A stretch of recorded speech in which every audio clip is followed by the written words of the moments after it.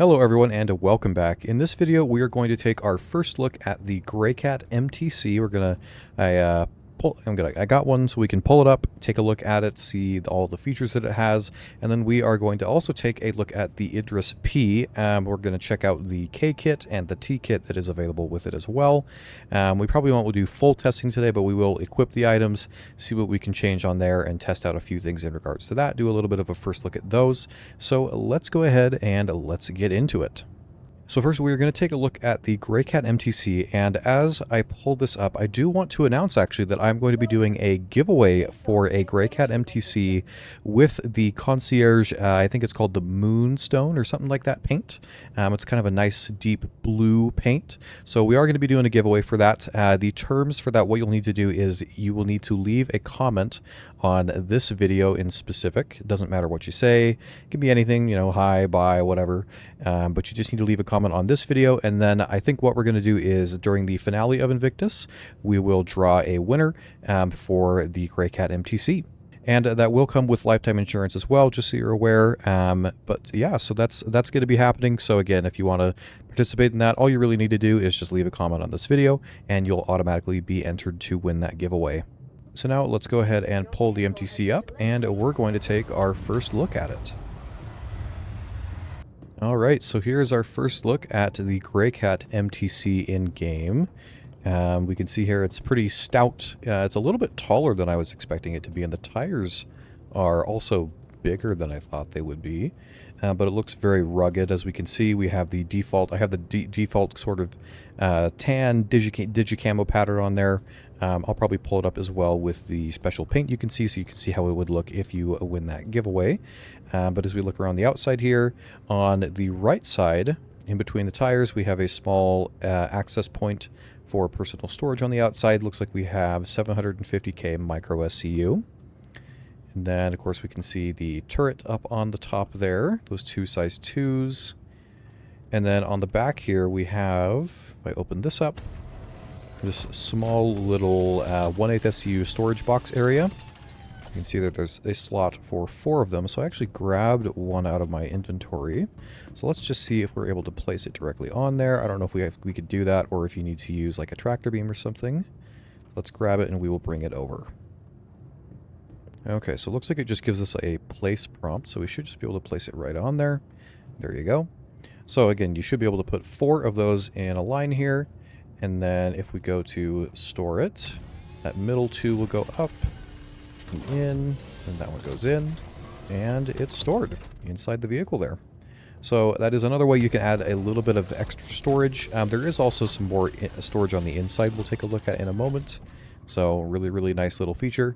Yeah, I don't know, it's just a nice little thing. So I guess maybe in the future, if there's some ground-based delivery missions, you could use this to do that. Put the little boxes on there and take them where they need to go. So pretty cool. Alright, so now let's head to the inside. So again, the only way to get in this vehicle is from the left side, right behind, in between the tires here. We have a door. Again, also we have a small fuel port. It opens up right there. Vehicles do not need fuel currently, but they probably will in the future. And then we can open the door up. It slides out on that nice little track there. And then we can go inside the Greycat MTC. So again, it's pretty cozy in here. There's not too much internal space. Let's check out the driver's seat really quick. Alright, so we have our 2 main MFDs. Then we have our radar, and then we have this special new little screen, so we can see there is a fuel meter. Again, that shouldn't really matter right now because the ground vehicles do not consume fuel. And then you have a nice little speedometer. There's a little thing, this shows heat, so heat buildup, I guess. You know, you don't want this to get too hot or something. This says mode RN. Can I click this on and off? No, not entirely sure what that means. And then a little bit further down we have this little panel that has some different indicators. So there's a light thing, so I wonder if I turn the lights on, that little light turns on and off. There's also fog lights, hazard, and there's a couple others. So, you know, maybe those are some things that aren't online yet. I guess, does this thing have fog lights? Maybe those little lights below the main ones could be considered that? I don't know. So, we look on the outside here, though. When you turn on those lights, you have the 2 to the side of the driver's seat, and then you have a big light bar up ahead of you. or up on, up above the driver's seat. So you should have pretty good headlights if you're driving this at night. Then we have, of course, a couple interactive buttons. Turn the lights off. There you go. Changes the lighting. Turn those back on. And then we have a deploy thing here, which I think, look at that. Deploys some little, I don't know what you call it, blast shields for the side windows here. Just a nice little thing. And of course you have open exterior and those other interactive buttons. So that is the driver's seat. Let's check out the rest of the vehicle. Okay, so when we get out of the driver's seat, we're just going to go kind of around this way, around the interior of the vehicle. So we do have a fire extinguisher in here, this little integrated wall panel. So in case you run into any trouble, you have that to take care of a fire. You have 2 weapon racks here, so you can place some primary weapons or a pistol. I think a med gun would go in there. Yep, you could put a med gun in there if you want. And then we have our remote turret seat. Can I just flip the seat down? Doesn't look like it, so it looks like I can just sit in it. Let's go ahead and do that. Okay, and by default it's just a little seat. And I think there is a button. We click deploy. Brings down a nice little screen for us, little MFD. And then we have a power button and the enter remote turret option. And from there we can enter into the little turret on top of the vehicle. So you can have someone controlling this, firing behind you, while the driver focuses on getting you away from any situation you might be in. That's a nice little feature, nothing too crazy. Let's hop out of this seat. And then I think next to us, let's see here, we have some component bays. Go ahead and open this up. We have got some fuses, a shield, and then a space here in the middle. That'd probably maybe be for like a battery or something once we get engineering. The interesting thing is this vehicle actually does have its own little engineering terminal. I don't think any other ground vehicles have one. I could be wrong. If you know of another ground vehicle that would have one of these, let me know in the comments. So really cool to see that. We might see that on other ground vehicles in the future. And if we open up this little hatch, looks like this is probably our avionics system or something like that, computer. Then along the back is I think the big feature of the Greycat MTC that may not be super useful now, but possibly could be in the future. We have our 2 armor suit lockers, and in the middle of them we have a heavy weapon rack that is able to hold a railgun. So we can put that in there. There you go. Anything down here? Nothing in this little area, but also down at the bottom here is where we have additional personal storage. So each of these little storage areas has 1.5 SCU. So that's 3 SCU out of that. You get almost another 1 SCU from the outside storage area, and then you have those little box storage you can use as well. So this has a lot of storage. You could use this for, if you use it for bunker running, you can put a lot of loot in here, armor, things like that. You can store all of those items within the vehicle itself, which is, a nice feature to have. And then finally, to round out the inside, we have 2 more gun racks, and then a couple more small component bays. We have our radar, and probably like life support will be there, and then we have a cooler and our power plant. So again, nothing too crazy. I think this vehicle is definitely something that CIG wanted some of their newer artists to work on to kind of get them into the loop of things, and I think that's totally fine. I think they did a really good job for what it is. Again, we'll have to see in the future how its role develops and how useful it will end up how it'll end up being used. But yeah, I'm sure there'll definitely be some stuff that you could do with this pretty well in the future, especially once we get armor lockers online. So that's going to do it for a first look at the Greycat MTC. We'll have to do some further testing with it, like seeing what we can fit it into, how it does, driving around, and those sorts of things. But let's now go take a look at the Idris-P. We're going to go take a quick look at it and then throw on the laser, the torpedoes, see how those look, and the other attachments that we have available for it. Okay, we're at the extra large hangar now. Let's go ahead and we're going to just pull it up really quick to a quick run around of it, and then we will take a look at all of the different upgrade things that we can apply and see what options we have for that.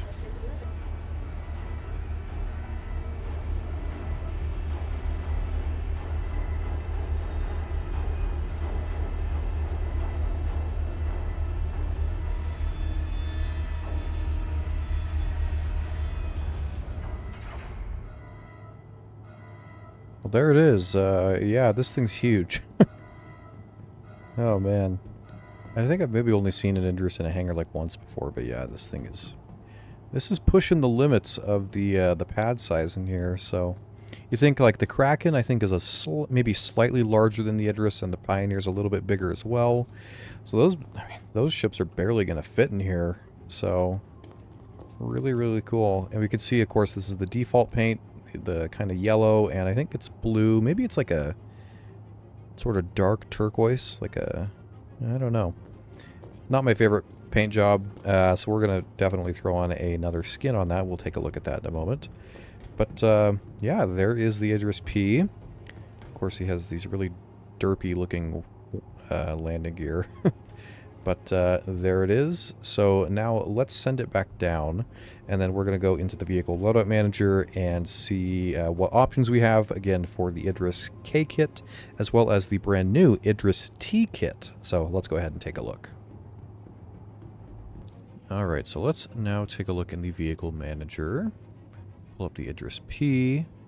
So again, I have the Sharktooth livery, Nightbreak, and Marauder livery. The Marauder's only available in the Idris K kit, and the Nightbreak is only available as part of the Idris T kit. So we'll probably throw one of those on when we pull the ship back up. So systems, of course, we can't change anything, at least at the moment. They're all... The ship is basically built around the components, so potentially in the future there will be some additional capital components that you can change out, but you'll have to take the ship to a special place to do it. But this is how it is for now. So then let's go to the big thing and look at the vehicle weapons. So we can see at the very top we have our empty weapon slot.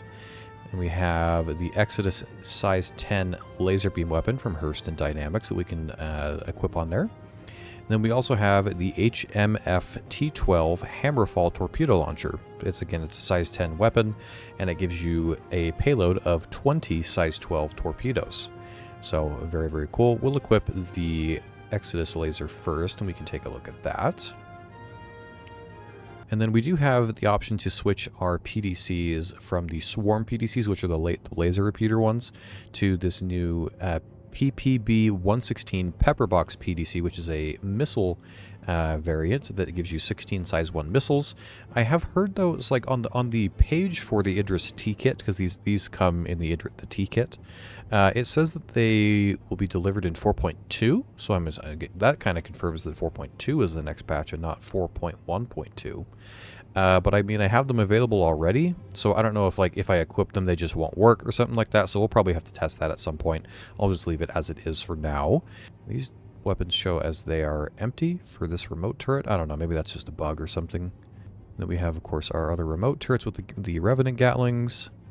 And we do have some empty PDC slots by default on the Idris-P. From the K kit, you do also get 5 of the laser PDCs, so I will equip those, so we are full on the PDCs for the Idris. Okay, then here we have the nose turret, which by default on the Idris-P is dual size 5s.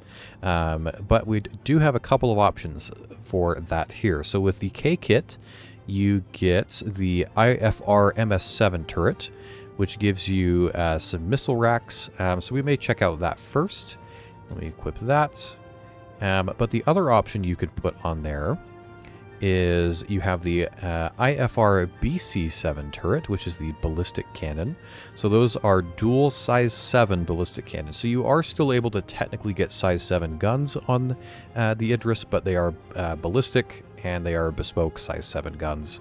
So we'll have to see how those perform. We'll check that out in a little bit here. It looks like also the missile turret may not have any missiles equipped by default. Let's see, how many slots do we have on here? So it looks like each side will give you 16 missile hardpoints. And it looks like this carries size 3 missiles, so this would give you 32 size 3 missiles. So again, that's a fairly decent payload. And in the future when we have missile reloading, this could be a lot better. But I think, at least at the moment, it probably isn't worth it to run this. Again, because that turret, you use up those missiles, and then that turret really can't do much. So it's kind of, then it's the choice of the size 7 ballistic cannons, or you go down to size 5s, and then you can put on laser repeaters, laser cannons, those sorts of things. So kind of up to you. But let's just pull it up with the laser and the missile turret on there, and let's just go take a look at those specific things. And then I did also throw on the Marauder livery, so that's the one that comes with the Idris-K kit. So we basically just put everything on that comes with the K kit, so we'll just see what you get with that if you were to choose to purchase that option. Alright, so here we have the Idris-P, again with the Marauder paint applied, so it's a lot of kind of a deep gray, like a dark gray. Looks like there's some red accents as well in a couple of places. Right there, couple other places. And we have the Exodus laser beam weapon applied, which does have the paint, applied to it as well. Let's run over there. Now the Idris is even longer. So we are getting dangerously close to the end of the pad here, but there's still about 10, maybe 5 meters or so. So there you have it. It looks absolutely insane, especially with this dark paint and the red accent colors on that. It looks really, really cool. You can kind of see the missile turret up there. We're going to have to go up into the ship to take a look at that. But yeah, you got the giant size 10 laser beam weapon. I don't officially know on the stats for this at the moment. I'll have to do a little bit of digging to find that out. I've heard conflicting reports as to the stats for this, like how much damage it does, if there's like the ramp up time, those sorts of things. So we'll have to take a further look at that at another time. But let's go check out that missile turret up top. Alright, I'm in the pilot seat.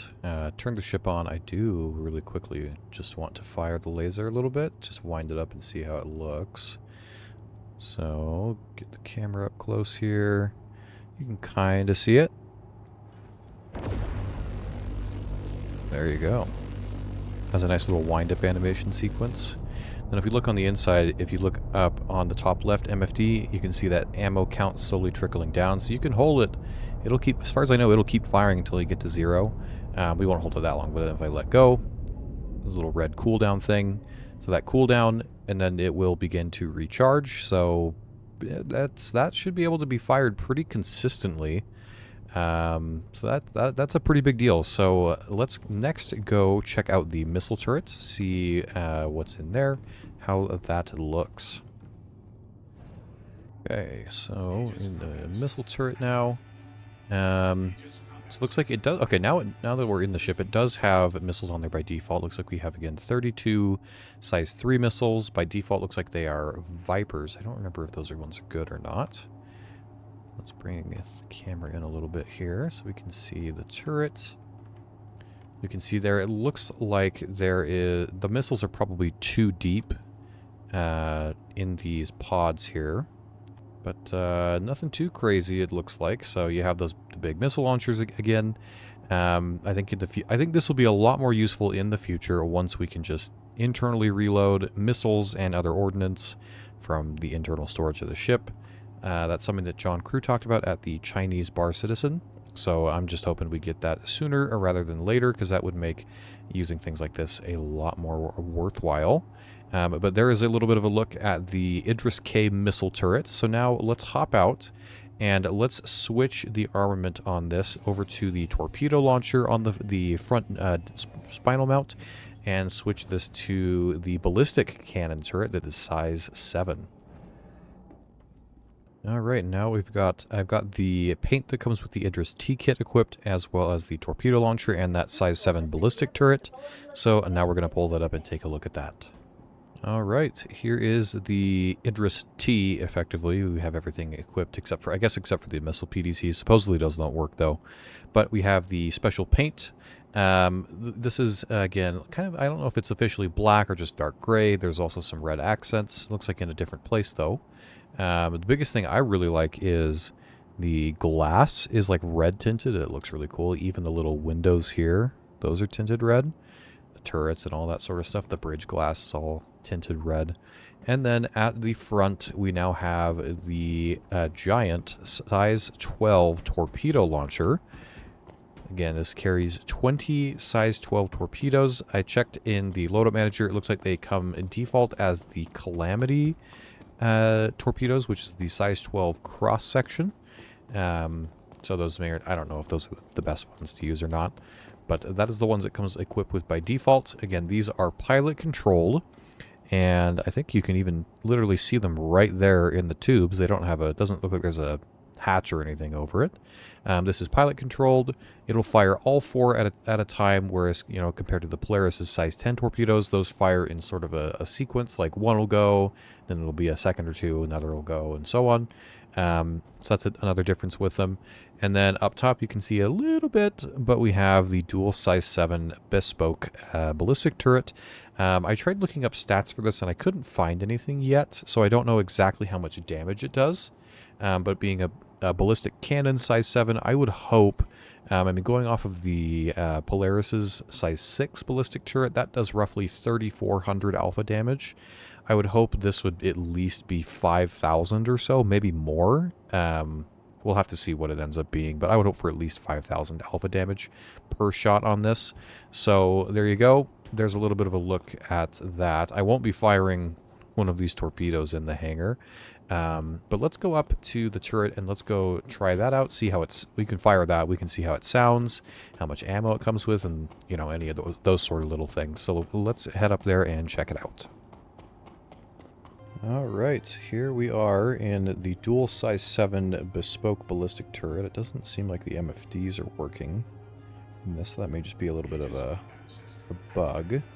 So I haven't fired them yet. It looks like by default they come with 317 shots. That's probably just what they, you know, that's what they had it at. I think with the Polaris getting its capacity for the main guns up to, I think it was 900 shots per gun, I think they could easily do the same thing here. 900, I could see it being more. The Idris is bigger, so, you know, maybe 1,200 rounds per gun. Then that would make this a lot more viable in sustained engagements. So that's probably just something that, you know, kind of slipped through the cracks. I'm sure that will probably get adjusted probably in the next patch. Let's look at it from the outside. We have the very cool paint job, of course, with the red glass here for the bridge and all those things. Looks really, really nice. And then we have some other kind of brighter red highlights, kind of metallic-y red. Pretty interesting. And then let's see if we can move over to the turret here. So we get in real close. Again, you have these pretty big guns. These are these are bespoke size 7s. So this would be similar to something you'd see on the Perseus, except for now we know the Perseus is apparently going to get size 8 guns on each of its turrets, so probably even a little bit larger than these guns. But they look really cool. Moving around a little bit. This turret does not move very quickly, but it does look very nice. The turret body, for some reason, looks a little bit different as well. Maybe just for the housing for these guns. So really cool. Let's go ahead and let's do a little firing test.